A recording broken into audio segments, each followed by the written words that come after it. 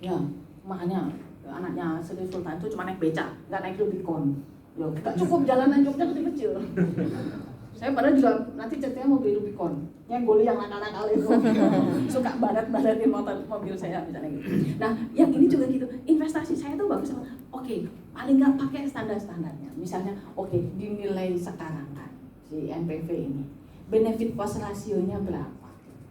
Ya, IRR. Kalau mau ada indikator lain juga boleh, ya misalnya gitu.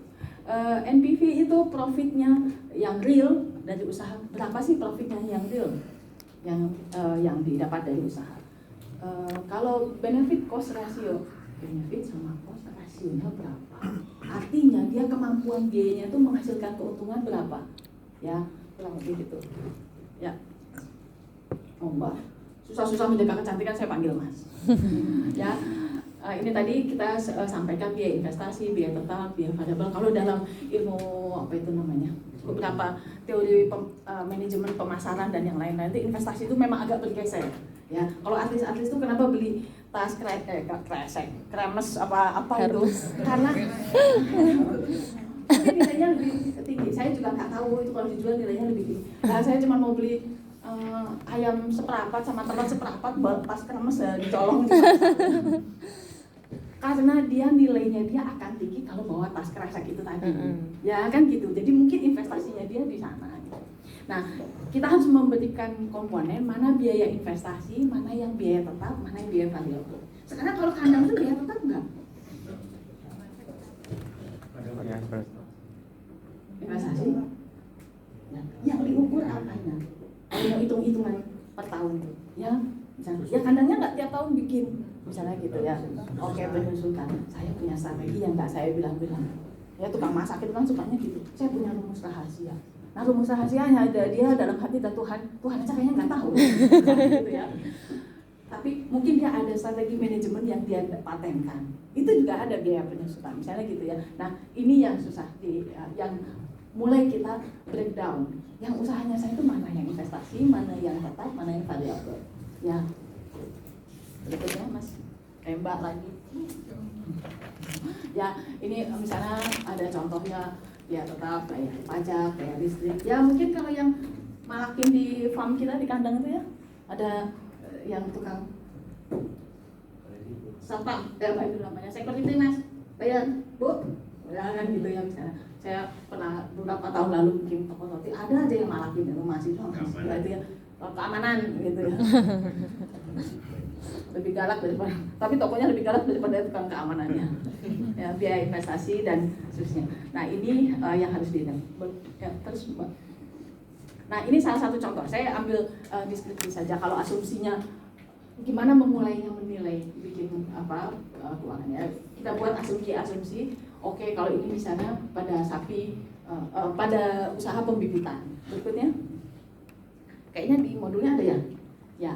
Terus, nah kalau saya bilang ini inflow, sebelumnya ya, cash inflow, yang masuk, tapi yang cash aja, yang nggak bentuk cash jangan usah dimasukin catatan, ya. Kalau kita mau buat apa namanya itu, cash outflow, cash inflow, cash flow, ya cash itu ada yang masuk ada yang keluar, tapi yang cash aja, yang saya utangin ke bapaknya nggak usah ditulis, kan nggak kelihatan, ya yang cash aja yang kelihatan. Saya punya motor, ya motornya harganya 35 juta, ya nggak usah ditulis di situ, itu bukan dimasuk analisis cash flow, kan nggak kelihatan uangnya, ya itu cash flow, outflow, investasi, fixed cost, biaya tetap tadi dan variable cost.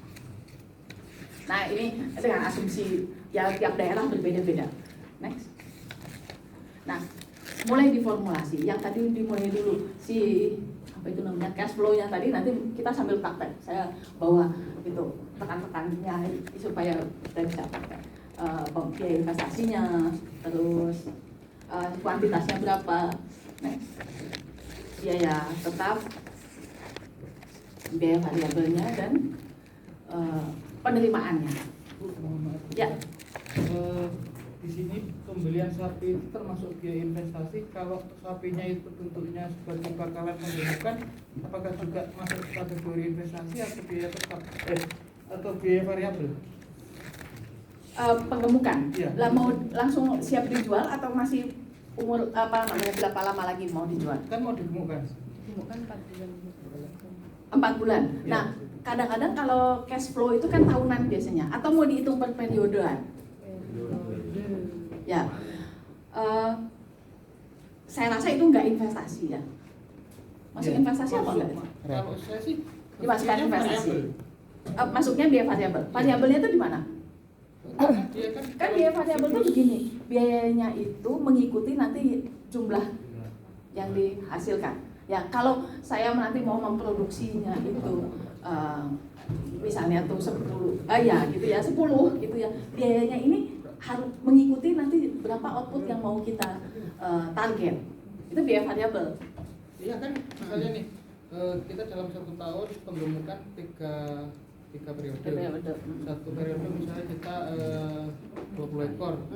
Jadi kan kita total dalam 1 tahun kita bisa punya outputnya 60 ekor. Ya, tapi kan investasi pertamanya juga Kan 3 kali ya, 3 kali. 20 Iya, gitu ya. iya. Ya, berarti hitungannya itu nanti mau per tahun. Iya, Periodenya. ya, biasanya kita per tahun. Ya, ya. Nah itu Pak, kadang-kadang setiap case itu, oh ini saya masukkannya di mana, sehingga kelihatan cash outflow-nya, cash inflow-nya itu berapa, kan gitu. Ya Pak. Coba kalau di berikutnya apa ya siannya? Oh kalau ini, sebentar. Oke, ini tadi breakdown-nya dari yang sebelumnya. Kalau yang satunya, ini kalau asumsinya mungkin tidak langsung jawab. Yang mau saya sampaikan begini, bagaimana kita merumuskan ini masuk biaya investasi kan biaya tetap sama biaya variabel, ya kan gitu. Kalau ini yang saya kasih contoh misalnya pada lepas satu, bagus ya ini terlalu besar sampai nggak kelihatan. Ya karena ada di Excel, ya ada biaya pembuatan kandang dan itu, ya pokoknya semuanya itu masuk kategori biaya.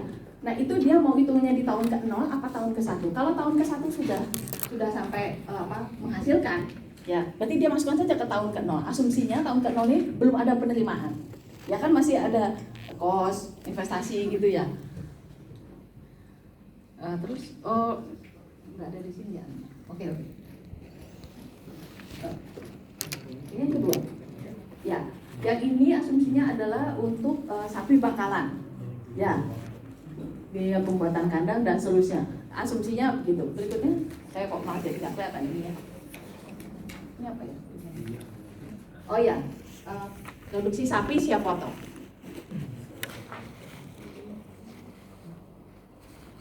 Nah ya. Oke, nah kenapa? Oh ya, dan ini berarti bahwa sehingga yang kaitannya sama tadi si investasi itu kita mulai dulu bikin yang inflow-nya yang berapa, yang outflow-nya berapa, kan gitu. Dalam rangka mencari si indikator 3 tadi, NPV-nya berapa, BC rasionya berapa, sama INR-nya. Ya, diidentifikasi masuk di cash inflow berapa, cash outflow-nya berapa. Ya, total dana yang meliputi biaya investasi, biaya tetap, dan biaya variabel. Si yang outflow, yang inflow berapa nilai penjualannya. Yang masuk aja sebelum dikurangi biaya. Nah, benefit cost ratio indikatornya tadi ini, ya kalau BCR-nya lebih dari 1 berarti kan benefitnya lebih tinggi daripada cost-nya. Ya.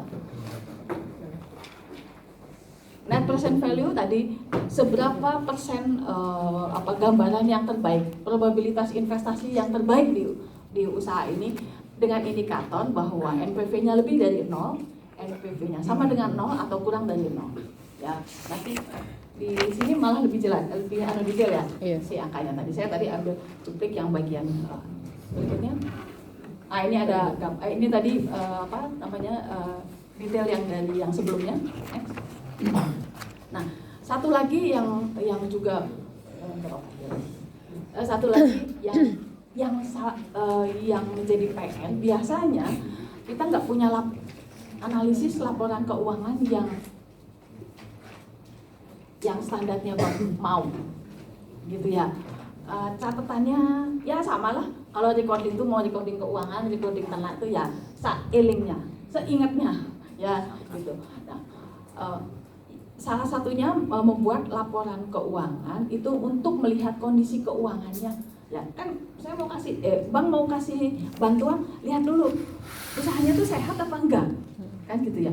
Kira-kira dananya, kalau saya punya pengalaman dulu beberapa menolong teman itu supaya dia bisa tetap extend tinggal di luar negeri itu, ayo pulangnya tabungan saya banyak, terus kita nyumbang di rekeningnya. Tapi dia pintar, lihat masa dalam satu waktu ada tiba-tiba masuk 50 juta supaya untuk menunjukkan bahwa keuangan dia baik-baik saja. Ya kan nggak bisa tiba-tiba begitu. Sama juga dengan ini. Oke, dalam perjalanan, oh ya setiap 3 bulan ada dana yang masuk lebih masuk akal daripada yang keluar misalnya gitu ya. Dan untuk melihat kekuatan kelemahan. Berikutnya mungkin ada yang. Nah, tadi yang pertama laporan keuangan, yang kedua neraca. Yang namanya neraca itu harus timbangan lah, ya. Timbangan itu kan harus balance. Ya apapun yang terjadi, yang kiri harus sama dengan yang kanan. Ya. Mari kita identifikasi. Begitu yang kanan liabilitas tuh semua kewajiban, mau kewajiban jangka panjang, kewajiban jangka pendek, ya, mau utang jangka panjang, utang jangka pendek, gitu ya. Nah, termasuk piutang itu dimasukkan di sana. Berikutnya. Nah, ini hanya salah satu contoh. Kalau dia ada laporan posisi keuangan, perhatikan, pasti tulisannya tuh neraca per 31 Desember. Ini kondisi pada saat tanggal itu. Bukan 1 tahun dari 1 Januari ke 31 Desember itu bukan. Karena di 30 Desember nggak begitu catatannya. Gitu. Jadi Anda mau bikin neraca, mau bikin cash flow, atau mau bikin laporan keuangan namanya income statement. Ya oke, yang masuk berapa, yang keluar berapa, gitu aja. Nah kalau ini ada, makanya standar tulisnya neraca per 31 Desember. Yang di hari itu aja. Pelaporan mana neraca yang terakhir ini. Begitu kok 30 deh. Iya, ini bukan akumulasi dari 1 dan sampai selama setahun. Artinya bukan begitu. Ya. Apa berikutnya? Oke, neraca keuangan atau balance sheet itu sebenarnya bagian dari laporan finansial. Ya, beberapa yang diminta adalah pakai laporan finansial. Misalnya asetnya, kewajiban pembayaran jangka panjang, jangka pendek, ya, ada pinjaman jangka pendek, modalnya, biaya operasionalnya, dan seterusnya. Di laporan keuangan atau balance sheet ini, atau kita bilangnya neraca, gitu ya, itu untuk mengetahui kondisi aset Anda.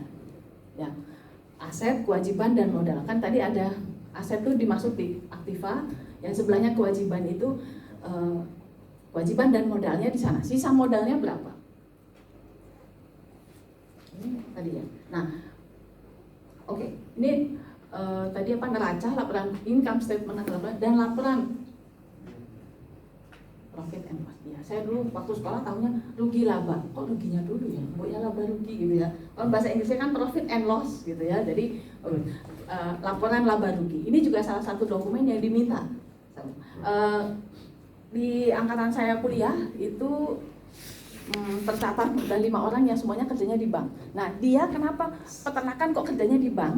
Gitu. Dia salah satu memperbaiki tulisan-tulisan yang laporan keuangan dari peternak atau petani yang mau akses kredit.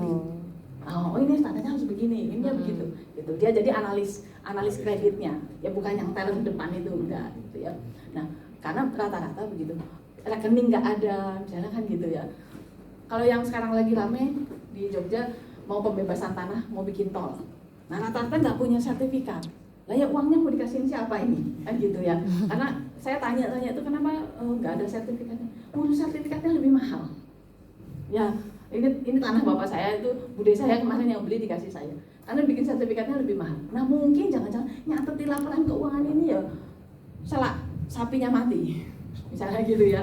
Kira-kira. Nah, tapi mungkin ini edukasinya juga bahwa kita pencatatannya harus baik.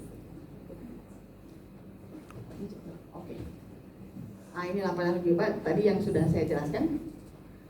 Ya, begitu mungkin sebelumnya mau difoto sebelumnya. Sebelumnya, ya.